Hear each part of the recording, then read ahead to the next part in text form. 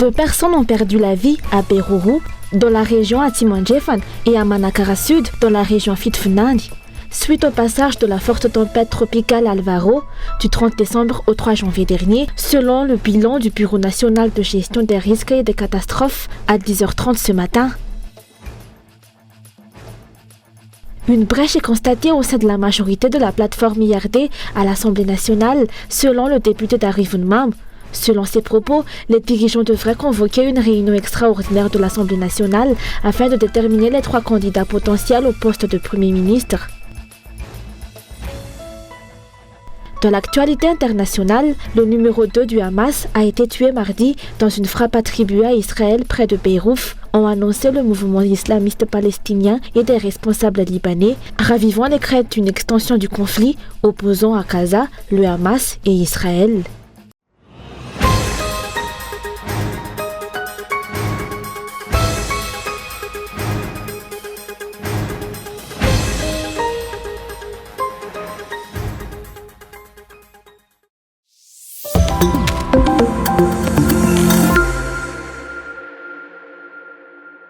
Le président de la République a déclaré qu'il attendait la proposition de 3 candidats émanant de la majorité de l'Assemblée nationale pour le poste de Premier ministre. Conformément à l'article 54 de la Constitution, le président de la République est en effet tenu de nommer le Premier ministre issu du parti ou du groupe de partis majoritaire à l'Assemblée nationale.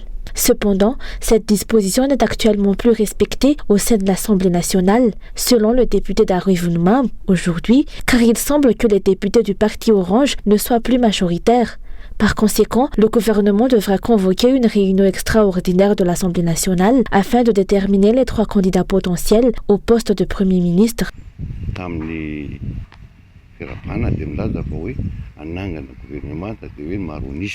Durant son discours de fin d'année, le président a souligné son intention d'instaurer un gouvernement par la majorité. Cependant, quelle est cette majorité? Pourquoi ne pas convoquer une réunion extraordinaire de l'Assemblée pour rassembler tous les députés et ainsi déterminer la véritable majorité? La majorité ne se situe pas à l'ARENA. Elle n'est pas non plus représentée par le parti du dirigeant actuel. Ce député a également souligné que la reconduction de Christian Tsay au poste de Premier ministre ne serait plus appropriée, étant donné qu'il a déjà fait l'objet d'une motion de censure de la part des députés en décembre 2022. L'Assemblée nationale a déposé cette motion de censure en raison de sérieuses réserves et des approbations exprimées par les députés envers la politique du gouvernement. Diriger un pays ne doit pas être pris à la légère et la reconduction du dirigeant, en dépit de telles oppositions, est perçue comme un manque de respect envers les députés qui ont émis des critiques et des désaccords concernant la direction politique du gouvernement. L'élection du vice-président de l'Assemblée nationale de la région d'Atananarivo a révélé une brèche au sein de la majorité de la plateforme IRD, selon ce député. Les 3 noms des candidats au poste de Premier ministre, chef du gouvernement, sont ainsi attendus.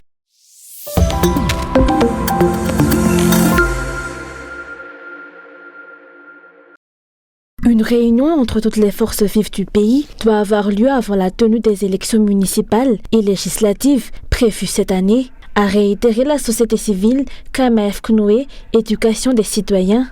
En effet, rien ne garantit actuellement une augmentation du taux de participation des citoyens lors de ces élections.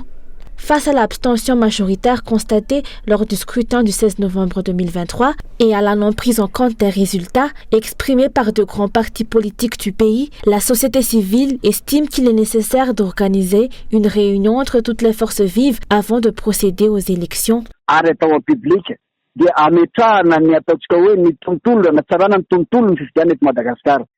La tenue d'une table ronde publique à laquelle toutes les forces vives sont conviées est indispensable pour l'amélioration et l'assainissement de l'environnement électoral dans le pays. Si des discussions ont lieu, mais que certains persistent à faire la sourde oreille, cela ne sera pas bénéfique pour le pays. Certains partis politiques continuent à considérer la dernière élection comme n'ayant jamais existé. Il en résulte 2 clans dans le pays. Il y a ceux qui ont accepté l'élection et espèrent la continuation de ce nouveau mandat, et d'un autre côté, ceux qui espèrent que l'élection présidentielle sera refaite. Ces positions sont contradictoires et en tant que malgaches, Nous devrions être capables de trouver un terrain d'entente par le dialogue. Si cette situation persiste, seul un quart des Malgaches participeront aux prochaines élections. Nous faisons face à un gouvernement fragile. Et si la situation perdure, nous risquons de glisser vers l'instabilité. Il s'agit de l'élection des hauts responsables des collectivités décentralisées, une décentralisation qui joue un rôle crucial dans le développement du pays, ainsi que de l'élection des représentants du peuple chargés de légiférer et de servir de balise au pouvoir exécutif. Ces élections ne doivent pas être prises à la légère, selon les explications. Si cette table ronde, réunissant les forces vives pour assainir l'environnement électoral, ne se tient pas, le pays ne connaîtra pas de stabilité et l'absence de stabilité équivaut à un manque de développement et peut entraîner une crise économique. Actuellement, le processus de révision annuelle de la liste électorale est en cours. Cependant, les citoyens ne montrent pas un grand enthousiasme pour s'inscrire ou vérifier leur nom. Une situation qui en dit long sur leur opinion.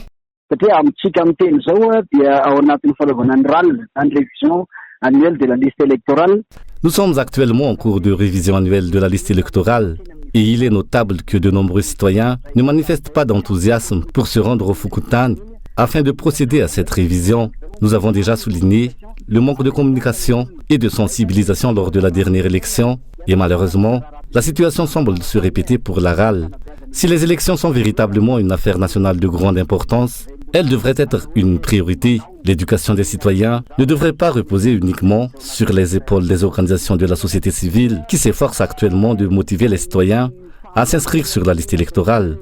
Le faible taux de participation des citoyens doit être résolu en vue des prochaines élections, notamment les élections des députés. La tenue de ces élections législatives permettra d'évaluer s'il y a eu un changement d'attitude parmi les citoyens et si le taux de participation a évolué. Cependant, ce que nous constatons actuellement est que la participation à la révision annuelle de la liste électorale est faible.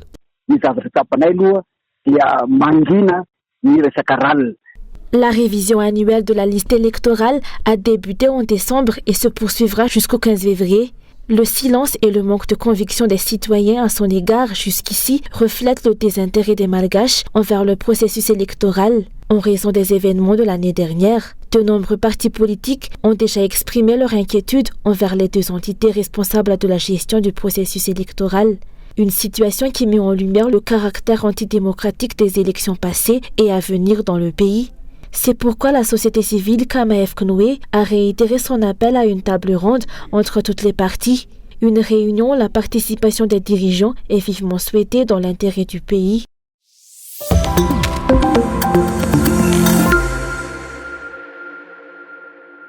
Deux personnes ont perdu la vie à Beruru, dans la région Antimandjefan, et à Manakara Sud, dans la région Fitfnan, suite au passage de la forte tempête tropicale Alvaro du 30 décembre au 3 janvier dernier, selon le bilan du Bureau national de gestion des risques et des catastrophes à 10h30 ce matin.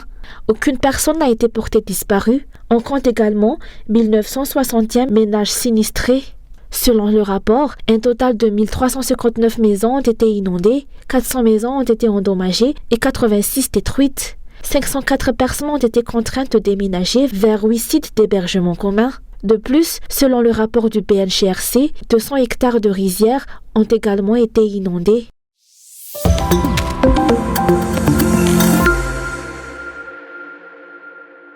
La mer est agitée dans la partie sud-est de l'île, même si la forte tempête tropicale Alvaro est sortie en mer. La raison en est les résidus post-cycloniques laissés par cette tempête, selon la Direction générale de la météorologie. Le centre du cyclone Alvaro était situé aujourd'hui à 11h à 324 km au sud-est de Farafangan.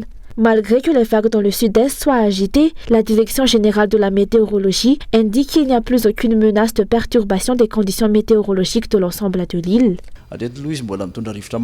Actuellement en mer, cette tempête continue d'être accompagnée d'un vent moyen estimé entre 37 et 45 km à l'heure, avec des rafales atteignant 55 km à l'heure près de son centre.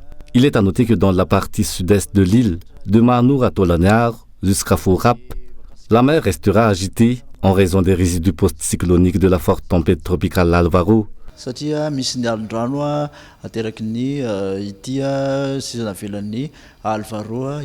Selon les prévisions, dans les 3 prochains jours, les pluies persisteront sur l'ensemble de l'île, principalement dans la partie est. eo amin'ny toetrony andro zay ihany tsy dia misy hoe rivotra be mafy be mitsoka atahorana intsony zany satria efa lasa ny rivo-doza. Pour les conditions météorologiques sur l'ensemble de l'île, il n'y aura plus de risque de vent violent puisque le cyclone est parti. Toutefois, sur l'ensemble de l'île, on prévoit seulement des pluies, étant donné que nous sommes normalement en saison des pluies, même si ces précipitations seront plus concentrées dans la partie est au cours des 3 prochains jours.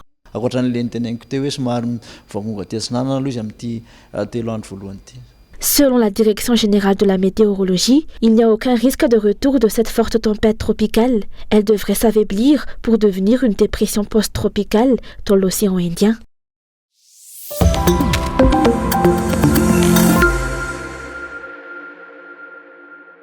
Les représentants des victimes de la plateforme Kyocera ont déposé plainte aujourd'hui au tribunal de première instance à Noussi. Environ 1 500 000 Malagasy se sont trompés et escroqués après la fermeture de cette plateforme le 27 décembre dernier. En effet, quelques semaines après que Kyocera soit devenu populaire, le site a été fermé. Personne n'a pu retracer l'argent de ceux qui ont investi et selon les estimations, plusieurs millions, voire des milliards, y ont été investis. Ces victimes ont déclaré avoir été trompées par les promesses faites par le responsable de la plateforme sur une chaîne privée.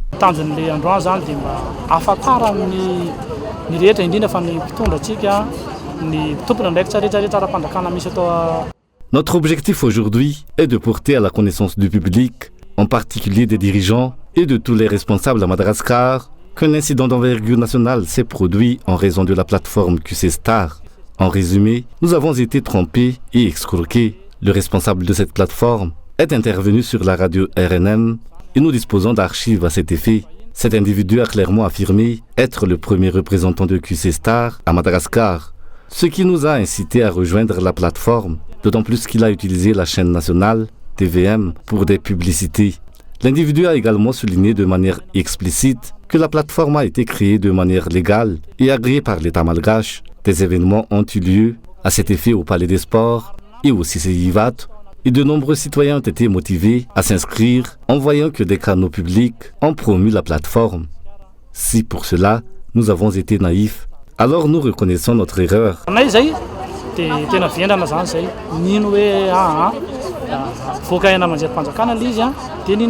Selon les explications, cette plainte des victimes de la plateforme Kyocera a été déposée à l'encontre de ce malgache qui s'est présenté comme le premier responsable de la plateforme à Madagascar.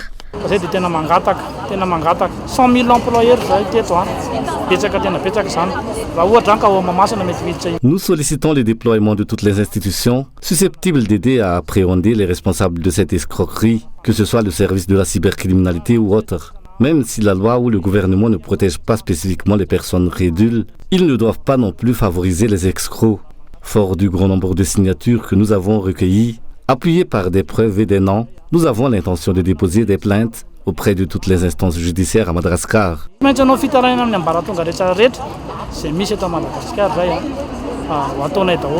Rappelons que ceux qui ont rejoint la plateforme Kyocera devaient effectuer de la publicité en ligne sur Internet. Pour ce faire, chaque participant devait acheter un robot, une intelligence artificielle chargée de réaliser le travail. Ces investisseurs recevaient entre 4 milliards et 90 milliards par jour, avec la promesse de récupérer leur investissement en environ 1 an. Kyocera a suivi les traces d'Antares et de Macropoline, toutes 3 des plateformes en ligne ayant escroqué des malgaches. La population malgache vit dans une extrême pauvreté, ce qui explique la recrudescence de ces nombreuses formes d'escroquerie pour gagner de l'argent sans effort.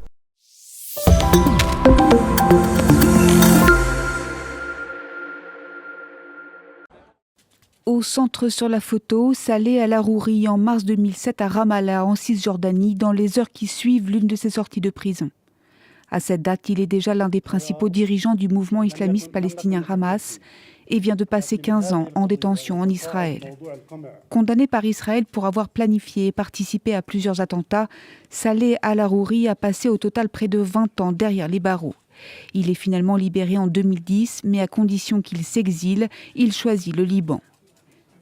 Élu en 2017 adjoint au chef du bureau politique du Hamas, Ismaël Haniyeh, il devient ainsi officiellement le numéro 2 du mouvement islamiste. C'est lui qui est à l'origine de l'expansion en Cisjordanie du Hamas, au pouvoir depuis 2007 dans la bande de Gaza. Nous défendrons notre peuple face aux agressions de l'occupant et nous userons de tous les moyens de lutte et de résistance possibles pour contrer ce projet d'annexion. Al-Arouri était également engagé dans les affaires militaires du Hamas. Il avait cofondé sa branche armée, les brigades Al-Qassam, celles-là même qui ont planifié et réalisé les attaques du 7 octobre dans le sud d'Israël.